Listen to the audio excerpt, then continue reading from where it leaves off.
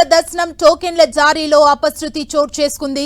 వైకుంఠ ద్వార దర్శనం టోకెన్ల కోసం భక్తులు పోటెత్తారు. ఈ క్రమంలో భక్తుల మధ్య తొక్కిసలాట జరగ్గా 4 మృతి చెందినట్లు తెలుస్తోంది.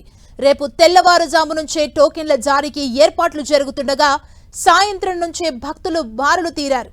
భక్తులు భారీగా తరలి రావడంతో క్యూ లైన్లలో తోపులాట జరిగి ఈ విషాద ఘటన జరిగింది. మరికొంతమంది గాయపడ్డారు. వారందరినీ ఇమీడియట్ గా హాస్పిటల్స్ కి తరలించి చికిత్స అందిస్తున్నారు. విష్ణు నివాసం దగ్గర తొక్కిసలాట జరిగింది. 4 భక్తులు మృతి చెందినట్లు అధికారులు ప్రకటించారు. పలువురికి గాయాలయ్యాయి. వారందరినీ ఇమీడియట్ గా హాస్పిటల్ కు తరలించారు.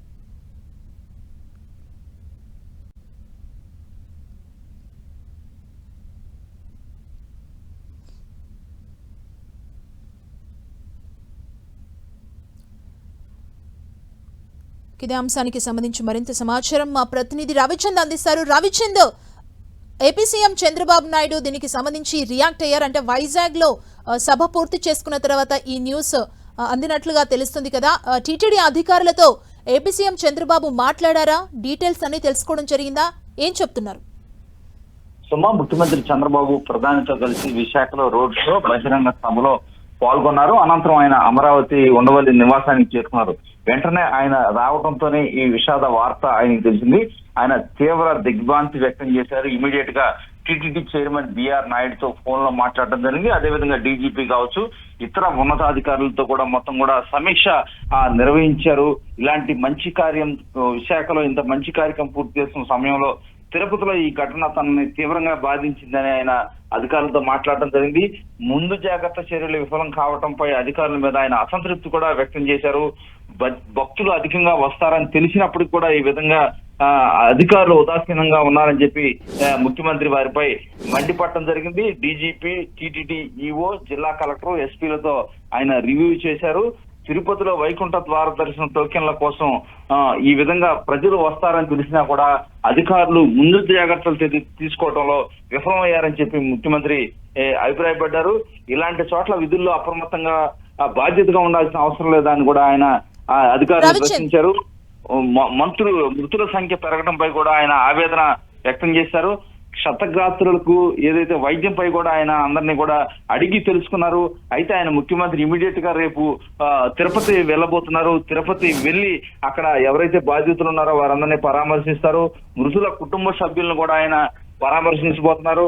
క్షతగాత్రులు హాస్పిటల్లో ఉన్నారు, వారందరినీ కూడా అక్కడ పరామర్శించడానికి ముఖ్యమంత్రి రేపు పొద్దున హుటాహుటిన తిరుపతి బయలుదేరి వెళ్తున్నారు. సుమా, రవిచంద్, ఏపీ సీఎం చంద్రబాబు అధికారులతో ఏం మాట్లాడారు అసలు? అంటే సహజంగానే కొండపైన భక్తుల రద్దీ ఎక్కువగా ఉంటుంది. వైకుంఠ ద్వార దర్శనానికి ఇంకా భక్తుల రద్దీ దానికన్నా ఎక్కువగానే ఉంటది కదా. అసలు వారి మధ్య సంభాషణ ఏం జరిగి ఉండొచ్చు? అంటే ముఖ్యమంత్రి అయితే ఆగ్రహం వ్యక్తం చేశారు. ఎందుకంటే తిరుపతిలో వైకుంఠ ద్వార దర్శనం కోసం పలు రాష్ట్రాల నుంచి లక్షలాది మంది ప్రజానీకం ఎదురు చూస్తూ ఉంటారు. ఎందుకంటే తమ జీవితంలో ఒక్కసారైనా కూడా వైకుంఠ ద్వార దర్శనం చేసుకోవాలని ప్రజలు ఒక సెంటిమెంట్ లా భావిస్తారు.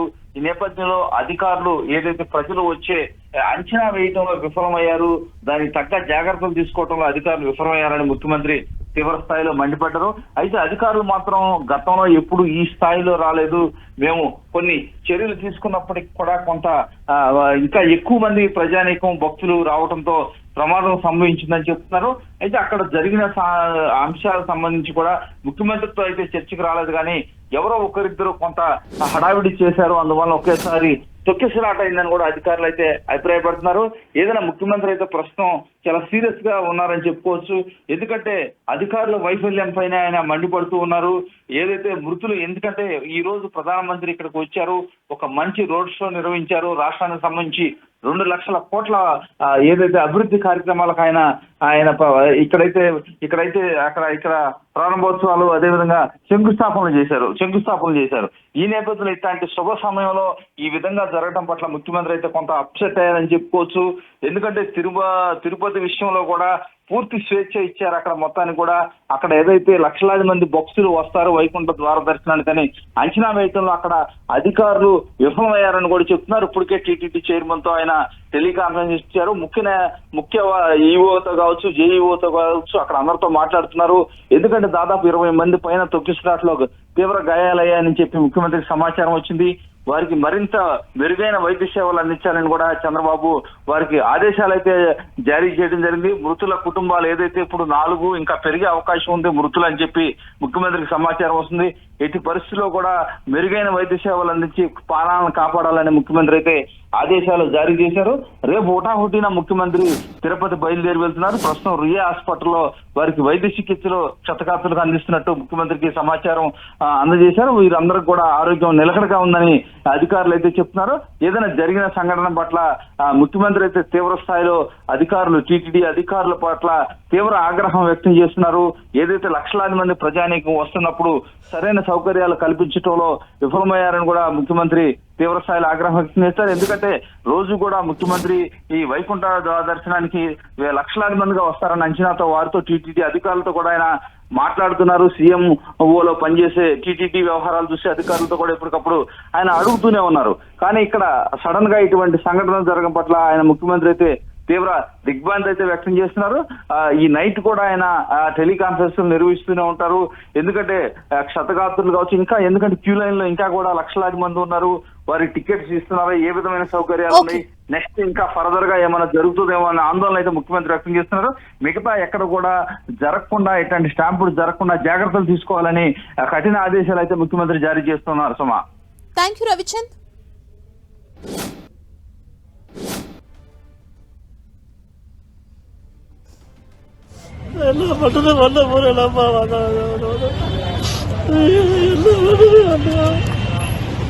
సేలం నుంచి వచ్చారు. వాళ్ళ భార్య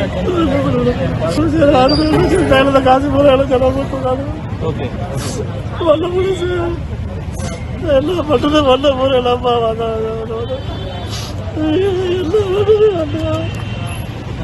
సేలం నుంచి వచ్చారు. వాళ్ళ భార్య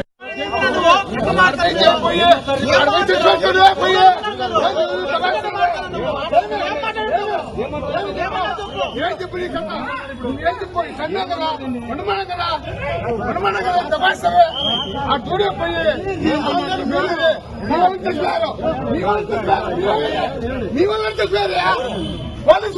చచ్చిపోయింది.